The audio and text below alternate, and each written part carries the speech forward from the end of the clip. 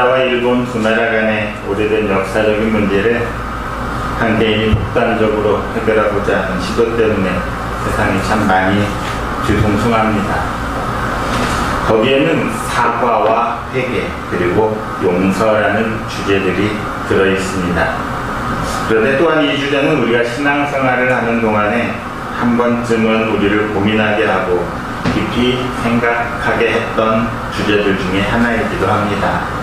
그래서 오늘 말씀의 제목을 사과와 회개 그리고 용서 이렇게 정해봤습니다. 용서라는 말을 사전에서 찾아봤습니다. 그랬더니 고려대 한국어 대사전에는 용서를 이렇게 표현하고 있습니다. 같이 한번 읽겠습니다. 지은 죄나 잘못에 대하여 꾸짖거나 벌을 주지 않고 너그럽게 살펴 이해하라. 그런데 우리 그리스도인에게 있어서 용서란 대개는 잘잘못을 따지지도 않고 그냥 덮어주는 것이라 이렇게 생각하기가 쉽습니다. 무조건 용서하는 것이 그리스도인이라 이렇게 생각을 하는 것이지요. 이때 많이 등장하는 구절이 마태복음 5장 44절입니다. 너희 원수를 사랑하고 너희를 박해하는 자를 위하여 기도하라. 원수를 사랑하라 하셨으니 그냥 묻지도 따지지도 말고 용서해 주라는 말입니다. 하지만 우리의 구체적인 삶의 현장들을 들여다보면 용서라는 것이 그렇게 쉬운 주제는 아닌 것 같습니다. 살아가다 보면 정말 이런 사람까지도 우리가 용서해야 하는가? 용서할 수 있을까? 이런 생각이 들 때가 참 많습니다. 유대인을 600명이나 학살한 히틀러와 그 나치 전범들 그냥 쉽게 용서가 되겠습니까? 전쟁 중에 잡힌 포로들을 총검술 교재로 사용했다는 일제의 전범들 아니 그렇게 오래 갈 것 없이 멀리 갈 것 없이 세월호 참사를 일으킨 사람들 이태원 참사를 일으킨 사람들 정말 용서가 안 되는 사람들입니다. 용서할 수 없는 사람들이 있다는 것이지요. 여러분은 어떻습니까?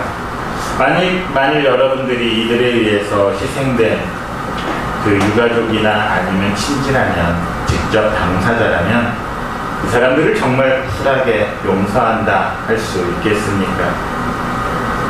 아니 그렇게 거창한 사람들이 아니라 할지라도 내 삶의 주위에서 나를 힘들게 하고 괴롭히는 그런 사람들이 있습니다. 정말 사탄 같은 사람들이죠. 마귀 같은 사람들입니다. 그런 사람들 용서하기 힘든 사람들이 있다는 것입니다. 주님은 우리를 향해서 원수를 사랑하고 용서하라고 말씀하십니다. 하지만 우리의 실제 삶은 용서할 수 없는 상황이 훨씬 더 많습니다. 이런 진퇴양난의 현실에서 우리는 어떻게 해야 말씀과 삶이 조화를 이룰 수 있겠습니까? 저의 고민이 바로 여기에서 시작되었습니다. 이런 딜레마를 해결하기 위해서는 먼저 용서에 대해서 우리가 가지고 있는 오해의 부분들을 좀 바로 잡아야 할 것 같습니다. 첫 번째로 용서는 무조건적으로 되는 게 아니라 용서에는 조건이 있다는 것입니다. 2007년 이창동 감독이 만들고 전도연과 송강호가 주연했던 밀양이라는 영화가 있습니다. 좀 오래되기는 했지요. 그런데 이 영화가 칸 영화제에서 전도연이 여우주연상을 받음으로써 유명해졌습니다. 원래 이 영화의 원작은 2008년에 별세했던 이청준 작가의 벌레 이야기라고 합니다. 보기는 하셨을 것 같은데 기억이 잘 안 나실 것 같아서 간략하게 밀양의 내용을 정리해봅니다. 교통사고로 세상을 떠난 남편의 고향 밀양에 전도연이 역할을 했던 신혜와 준이 아들이 정착을 합니다. 그들의 전 재산은 870만 원이 전 재산이었습니다. 그런데 서울에서 내려오다 보니까 돈 많은 여자로 잘못 알려졌습니다. 그게 화근이 되어서 아들 준이가 납치당하지요. 수많은 돈을 요구를 받게 됩니다. 그런데 결국 그 아들은 시체가 되어서 돌아왔습니다. 인생의 막다른 길에서 몸과 마음이 다 지쳐 있을 때 신혜에게 약국 집사가 전도를 합니다. 그리고 그 상처받은 영혼을 치유하는 기도에 나가서 오열하지요. 그렇게 시내는 교회를 다니기 시작했습니다. 그런데 어느 순간 아들을 죽인 그 웅변학원 원장을 이제는 면회하고 그에게 용서하겠다는 말을 해주겠다, 이렇게 결심을 합니다. 그리고 어렵게 결심하고 교도소에 가서 이제 아들을 죽인 그 원수 웅변학원 원장을 대면하게 되지요. 하나밖에 없는 삶의 희망이었던 아들이 죽었습니다. 그런데 그 아들을 죽인 그 사람을 앞에 두고 시내는 참 어렵고 힘들게 입을 열어서 말합니다. 하나님의 은혜와 사랑은 당신에게 전하러 왔습니다. 그런데 범인은 너무도 태연하게 그리고 담담하게 이미 하나님께서 자기를 찾아오셔서 자기 죄를 다 용서해 주셨다는 것입니다. 그리고 자기는 그로 인해서 너무나 편안하게 살고 있다는 말을 합니다. 이 말을 들은 시내는 도저히 이해할 수가 없었습니다. 나중에 자기 집에 신방문 목사의 기도 중에 외치는 신우의 질문, 우리에게 참 많은 의미를 던져줍니다. 이렇게 말하죠. 용서요? 어떻게 용서를 해요? 용서하고 싶어도 나는 용서할 수 없어요. 그 인간이 이미 용서를 얻었는데 어떻게 다시 용서해요? 내가 그 인간을 용서하기도 전에 어떻게 하나님이 먼저 용서하실 수가 있어요? 이렇게 말하지요. 신의 의지와는 관계없이 하나님께서 먼저 용서해 버리셨다, 이렇게 말하는 기독교인. 미량은 이렇게 잘못 오해되고 있는 기독교의 용서에 대해서 우리가 정말 다시 한번 고민하고 생각하게 합니다. 인간이 용서하지도 않았는데 하나님이 먼저 용서하시면 그게 다 용서된 것인가? 당사자에게는 사과하고 용서를 구하지 않아도 하나님께 기도만 하면 그 죄를 용서해 주신다. 교회들은 그렇게 가르쳐 왔습니다. 그게 기독교적인 용서라고 말합니다. 그러니까 사람에게 잘못하고서도 그들에게는 사과와 용서를 구할 필요가 없다고 말합니다. 오직 하나님께만 해결하면 된다고 생각을 했던 것이지요. 그래서 세상에서 사람들은 그리스도인들은 참 뻔뻔한 사람들이다, 그렇게 말합니다. 그렇다면 정말로 하나님께서는 내가 죄를 지은 사람에게는 사과와 용서를 하지 않아도 우리 죄를 용서해 주시는 겁니까? 오늘 본문 말씀은 이와 같은 우리의 질문에 대해서 사실은 답을 제시해주고 있음을 알아야 합니다.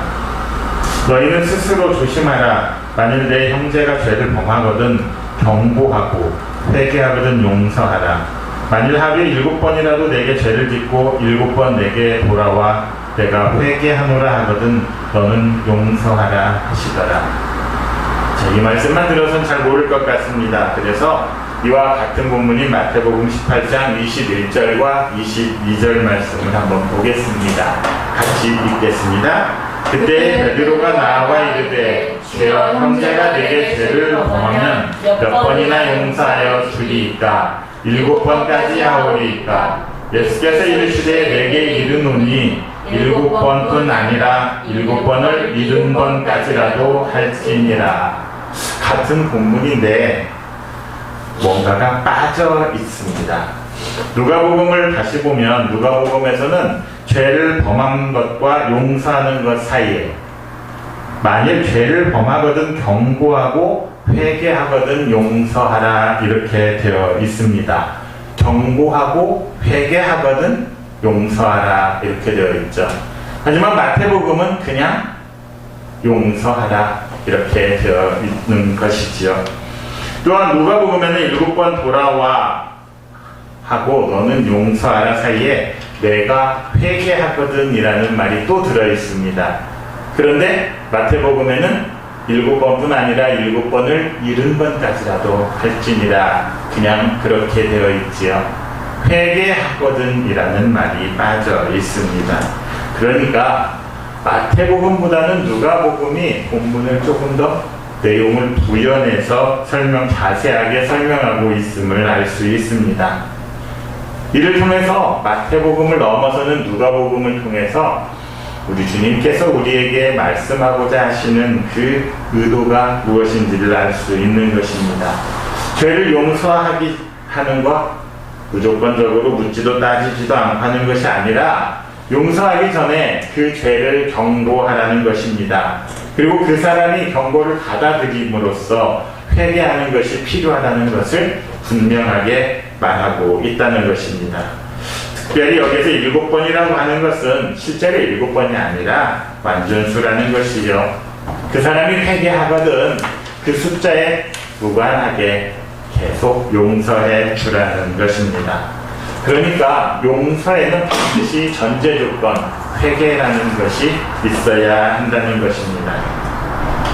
그런데 그 회개가 우리가 알고 있었던 그냥 말로만 하는 그런 회개와는 다르다는 것을 알아야 합니다. 회개하면 그냥 말로만 잘못했다 하는 것이라 생각하기가 쉽습니다. 하지만 진정한 회개는 그 잘못을 다시는 되풀이하지 않을 것을 굳게 다짐하고 이를 실천해 나가는 것, 그것을 회개라 말할 수 있습니다. 그래서 성경은 입으로만 회개하지 말고 마음 가죽 찢으라 이렇게 말하지 않습니까? 가슴을 찢음으로써 삶이 바뀜으로써 그렇게 회개하라는 것입니다. 요한이 이 세상에 와서 제일 먼저 선포한 게 회개의 세례였지요. 회개하고 그에 합당한 열매를 맺으라까지 우리가 기억을 해야 합니다. 그냥 회개하라가 아니라 그 회개의 열매가 맺혀져야 한다는 것이지요. 언제부터인가 우리는 입으로만 하는 회개에 익숙해 있습니다. 아니, 이제는 입으로 하는 사과도 하려 하지 않습니다. 잘못을 해놓고도 잘못했다는 말을, 미안하다는 말을, 사과한다는 말을 좀처럼 하지 않는 시대가 되었습니다. 그렇게 하지 않는 것이 무슨 미덕인 것처럼, 그게 무슨 능력인 것처럼 행하는 시대가 되어버렸습니다. 너무나 뻔뻔한 세상이 되어가고 있는 것입니다.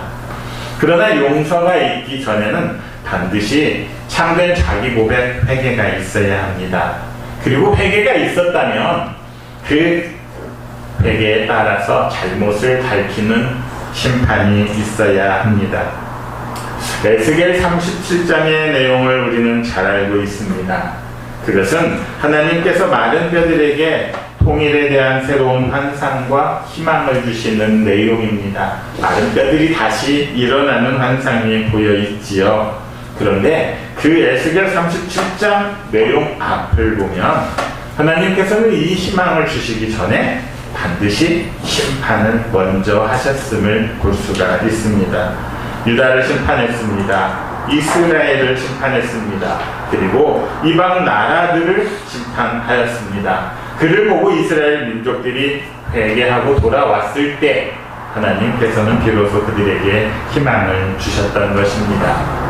그러니까 용서는 회개, 사과가 있지 않고서는 결코 일어날 수 없습니다.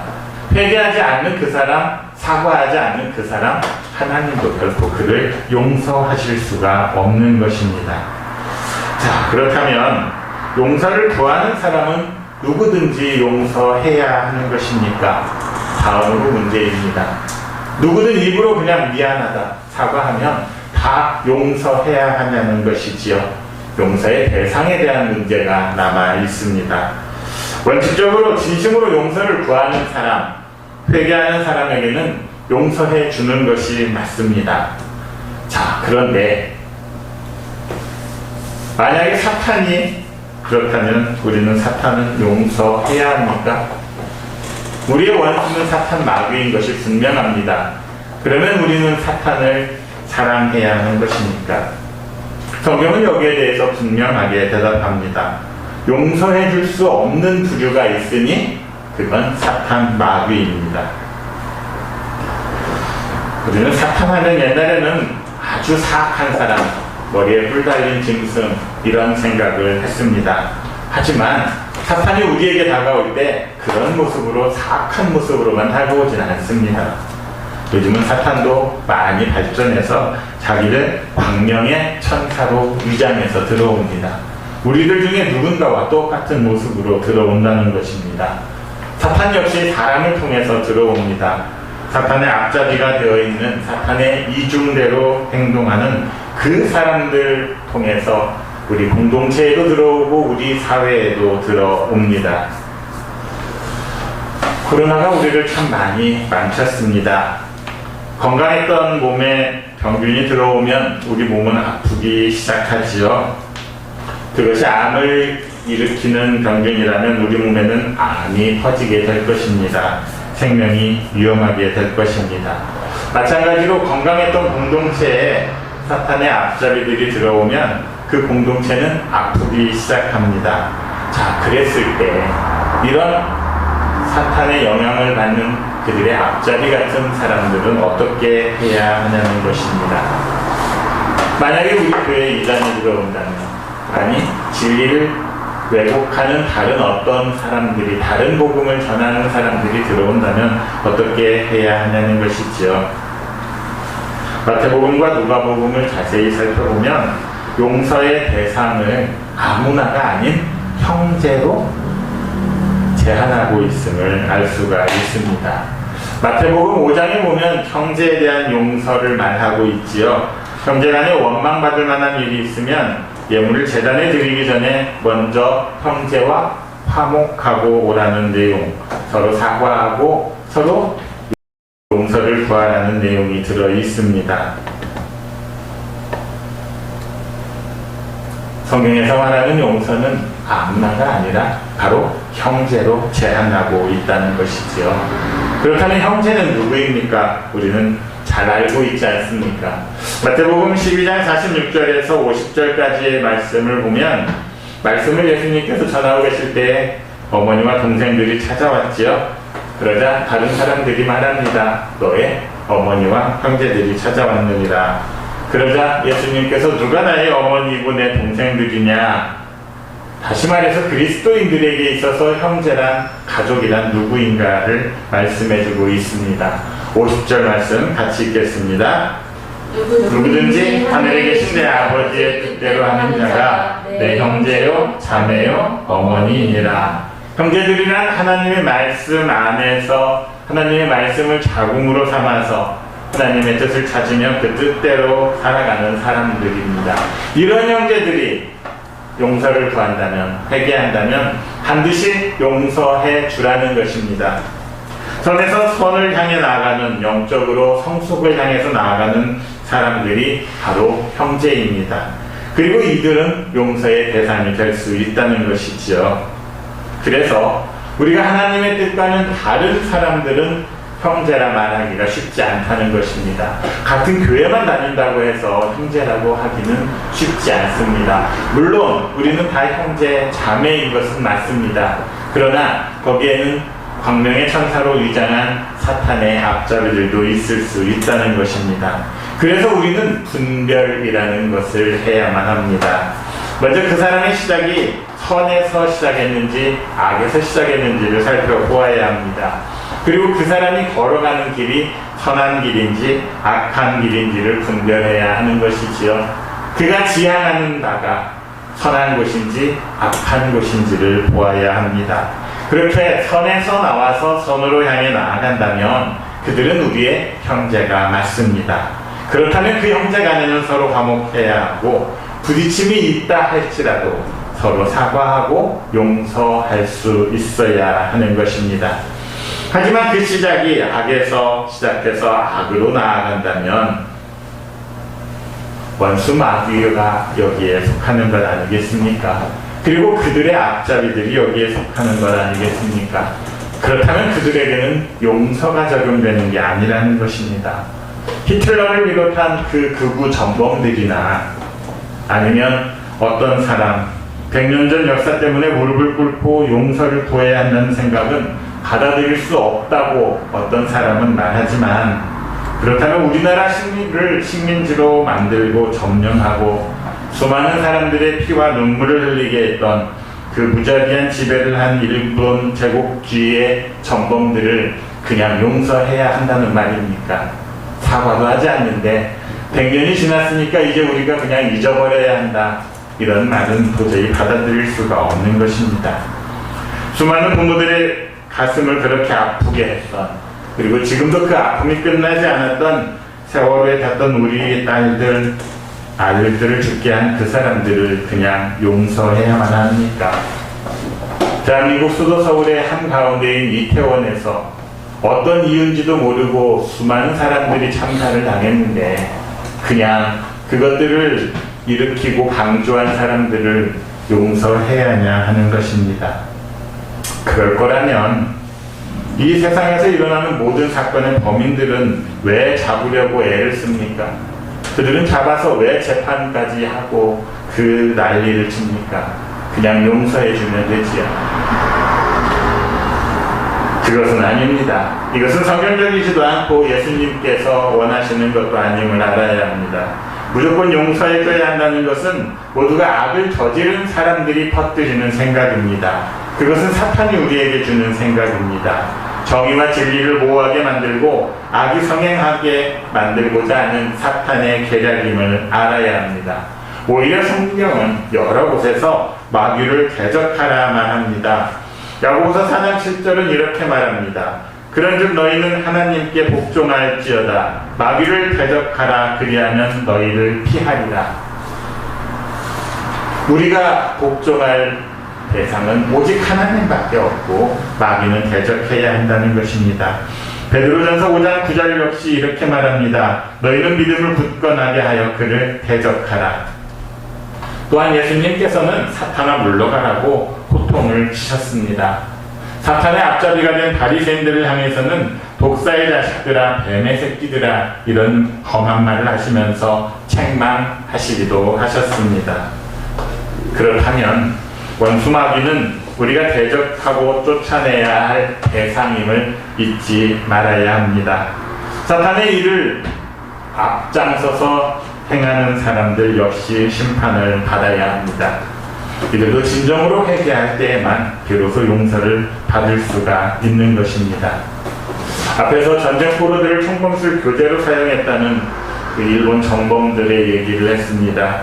그 중에 후주타 시게루라는 사람이 있습니다. 그 사람은 일본 전범으로 붙잡혀서 판결을 받았는데 오히려 판결을 받고 나올 때 눈물을 흘리면서 이렇게 말했다고 합니다. 내 죄를 논한다면 몇 번의 사형을 선고받아도 내 죄행의 1/1000의 1도 속죄할 수 없을 것이다. 이런 사람의 모습이 진정으로 회개하는 사람의 모습이고 용서를 구하는 사람의 모습 아니겠습니까? 그는 중국에서 잡혀서 중국에서 수감 생활을 했습니다. 하지만 모범적인 수감 생활로 1963년 2월에 석방돼서 일본으로 돌아갔고 그 후에도 일본과 중국 간의 우호를 증진하고 또한 당전 평화운동을 전개해 나가는 그런 삶을 살았다고 합니다. 이전의 삶과 이후의 삶이 완전히 변화되었던 것이지요. 이런 회개가 바로 진정한 회개라는 것입니다. 내가 사람에게 지은 그 죄를 회개하지 않아도 하나님이 나를 용서하실 거라는 생각, 그것은 우리들만이 하는 착각일 뿐입니다. 잘못한 것은 사과하고 용서를 구하는 그렇게 진정으로 회개하지 않는 그 사람을 하나님께서도 용서하실 수 없습니다. 그러니까 사람에게 사과하고 용서를 구하지 않으면서 하나님께 용서받았다고 하는 사람들은 자기만의 착각 속에 살아가고 있음을 알아야 합니다. 어쩌면 우리도 지금껏 세상의 불의를 보고도 성경에서 교회에서 용서하라고 하니까 그냥 참고 묵인해 주었는지 모르겠습니다. 하지만 우리가 했던 그것은 용서가 아니었습니다. 오히려 그것은 잘못을 묵인해 줘서 범죄가 죄악이 성행하게 하는 그런 결과를 가져오고 말았습니다. 이제는 우리 또한 그런 모습들을 하나님 앞에서 회개해야 할 것입니다. 그래서 세례 요한뿐 아니라 예수님께서도 이 땅에 오셔서 처음으로 우리에게 하신 말씀이 바로 회개하라는 말씀이었는지도 모르겠습니다. 우리 역시 여기에서 회개에 이르지 못하면 구원에 이르지 못할 수도 있습니다. 그래서 진정으로 회개하지 않는 사람은 예수 그리스도를 영접하였다 말할 수가 없는 것이지요. 내가 교회에 다니고 나는 그리스도인이라 말하는 그 사실만으로는 구원의 보증수표가 될 수 없음을 알아야 합니다. 그래서 세례 요한은 돌들로도 아브라함의 자손을 만들 수 있다. 하나님께서는 그렇게 말하지 않았습니까? 그렇다면 이 세상의 먼지로도 회개하지 않는 그리스도인을 하나님께서는 만드실 수 있을 것입니다.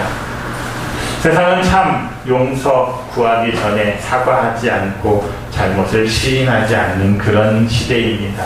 회개하지 않는 참담한 세대에 살아가고 있는 것이지요. 먼저 그리스도인들이 용서를 구하기 전에 회개하고 사죄하는 그런 사람들이 되기를 바랍니다. 우리도 세상에 참 많은 잘못된 짓들을 하지 않았습니까? 세상의 용서를 받기 위해서 우리는 먼저 사과할 수 있어야 할 것 같습니다.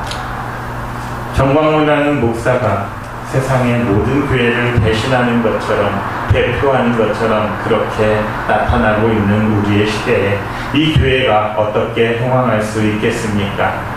이제는 교회가 잘못했다 시인할 수 있어야 합니다. 세상 사람들에게 그리스도인들이 잘못했다 먼저 사과할 수 있어야 합니다. 우리가 먼저 세상 사람들을 용서해야 합니다. 그렇게 해야만 하나님의 나라가 확장되는 하나님의 은혜가 있을 것입니다. 여러분 모두가 먼저 사죄하고 용서를 구하는 참된 그리스도인이 되어서 이 땅에 하나님의 나라를 확장하는 성도들이 되시기를 그리스도이신 예수님의 이름으로 축원합니다. 주신 말씀에 비추어서 함께 묵상하겠습니다. 용서를 구하라는 내용이 들어 있습니다.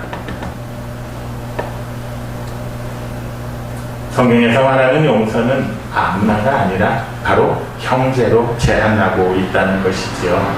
그렇다면 형제는 누구입니까? 우리는 잘 알고 있지 않습니까? 마태복음 12장 46절에서 50절까지의 말씀을 보면 말씀을 예수님께서 전하고 계실 때 어머니와 동생들이 찾아왔지요. 그러자 다른 사람들이 말합니다. 너의 어머니와 형제들이 찾아왔느니라. 그러자 예수님께서 누가 나의 어머니고 내 동생들이냐?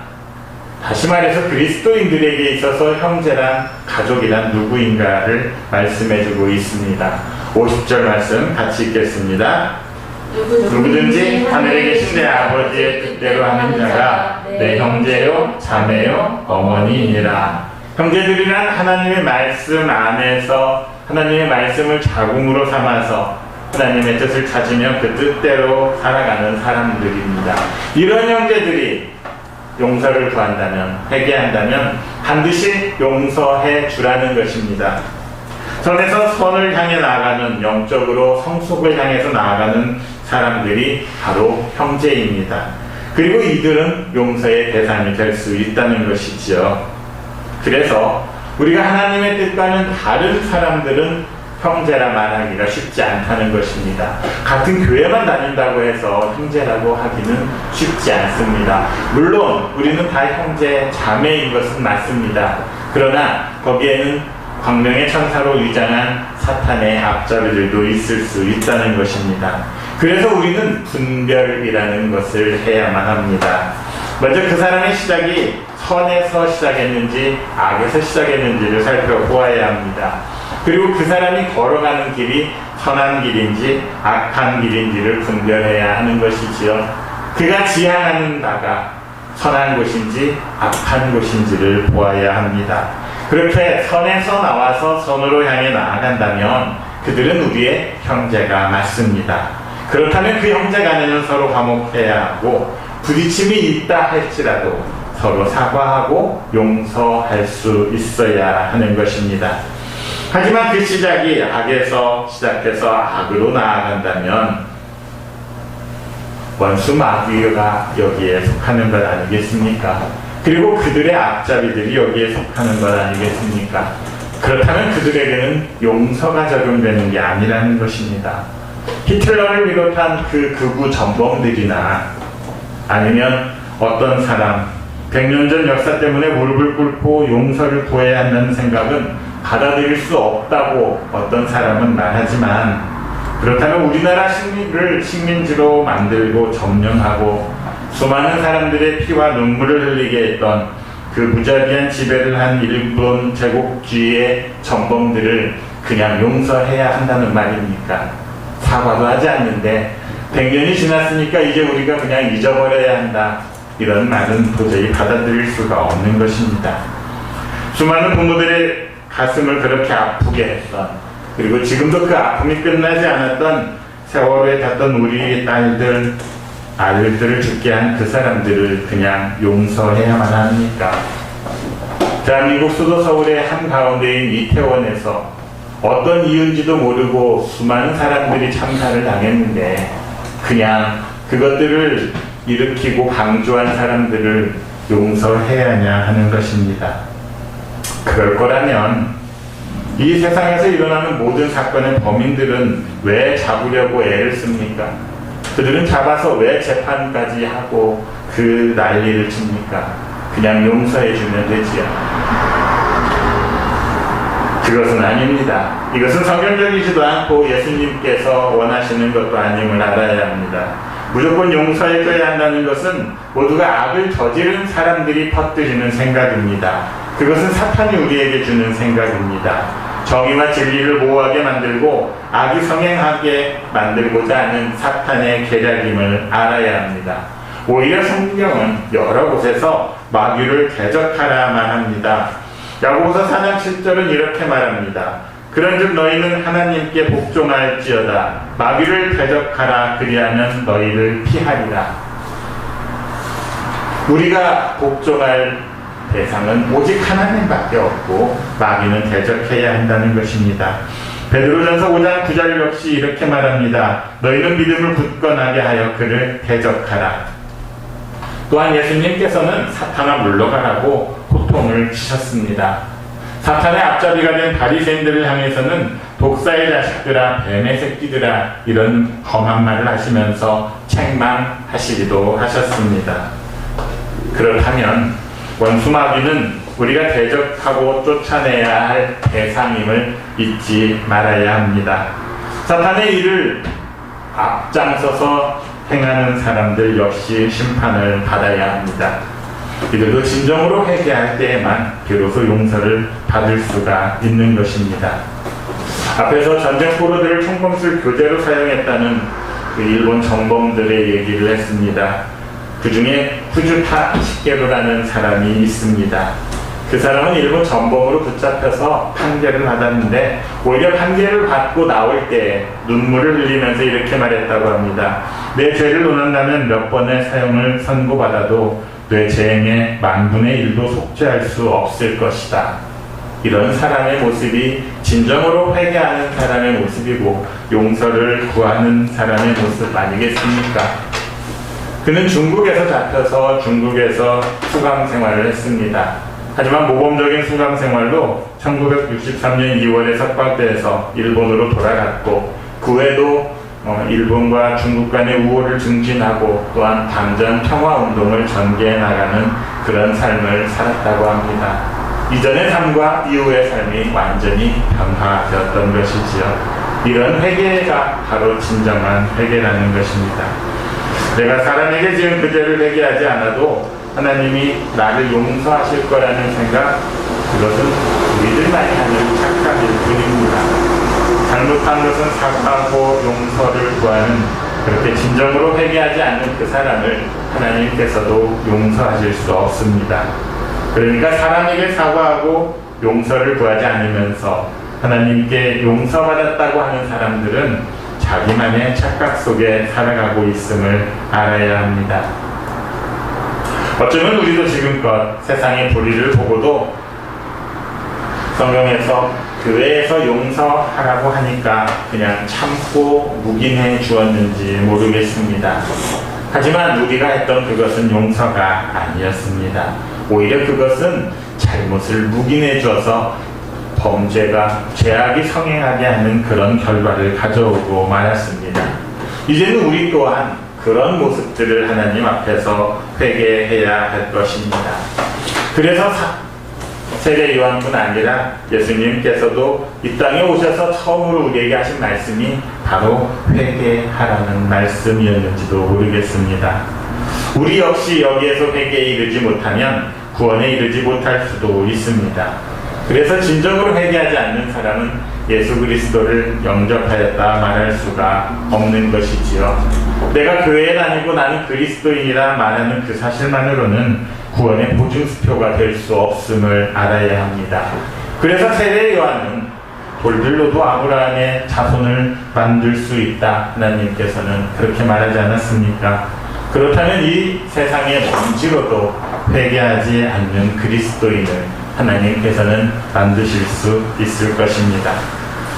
세상은 참 용서 구하기 전에 사과하지 않고 잘못을 시인하지 않는 그런 시대입니다.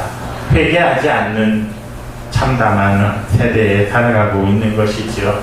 먼저 그리스도인들이 용서를 구하기 전에 회개하고 사죄하는 그런 사람들이 되기를 바랍니다.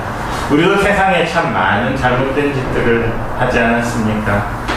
세상의 용서를 받기 위해서 우리는 먼저 사과할 수 있어야 할 것 같습니다. 정광훈이라는 목사가 세상의 모든 교회를 대신하는 것처럼, 대표하는 것처럼 그렇게 나타나고 있는 우리의 시대에 이 교회가 어떻게 흥황할 수 있겠습니까? 이제는 교회가 잘못했다 시인할 수 있어야 합니다. 세상 사람들에게 그리스도인들이 잘못했다 먼저 사과할 수 있어야 합니다. 우리가 먼저 세상 사람들을 용서해야 합니다. 그렇게 해야만 하나님의 나라가 확장되는 하나님의 은혜가 있을 것입니다. 여러분 모두가 먼저 사죄하고 용서를 구하는 참된 그리스도인이 되어서 이 땅에 하나님의 나라를 확장하는 성도들이 되시기를 그리스도이신 예수님의 이름으로 축원합니다.